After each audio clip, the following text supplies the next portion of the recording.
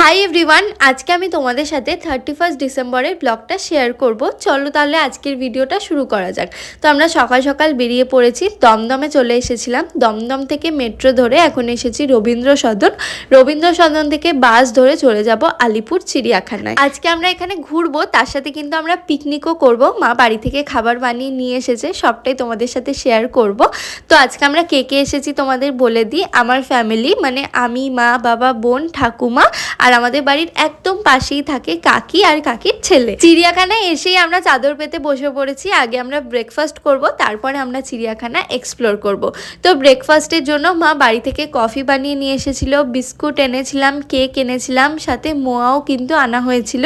তো আমরা এগুলো খাবো ব্রেকফাস্টে। তোমরা 31 জানুয়ারি কিভাবে সেলিব্রেট করলে আর কারা কারা আমাদের মতন চিড়িয়াখানায় এসেছিলে সেটা কিন্তু অবশ্যই কমেন্ট করে জানিও।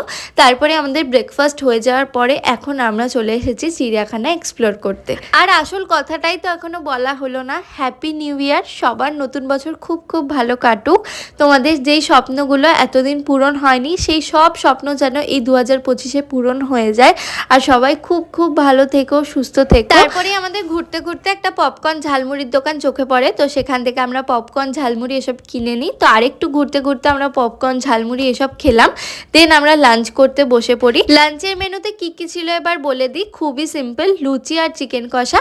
আর ঠাম্মা যেহেতু চিকেন খায় না, ঠাম্মার জন্য ছিল রুটি আর আলু ফুলকপির তরকারি।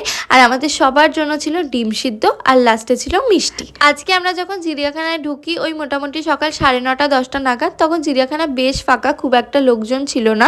দুপুর 12টা নাগাদও অত লোকজনের ভিড় ছিল না, কিন্তু দুপুর 1টা-1:30 নাগাদ এতটা ভিড় হয়ে গেল, মানে আমরা কোনো কিছুই আর ঠিক করে দেখতে পাচ্ছিলাম না। মানে সব জায়গাতেই লোকজন জটলা পাকিয়ে পুরো ভিড় করেছিল। মানে দুপুর 1টার পর থেকে আমরা আর কোনো কিছু ঠিক করে দেখতে পারিনি।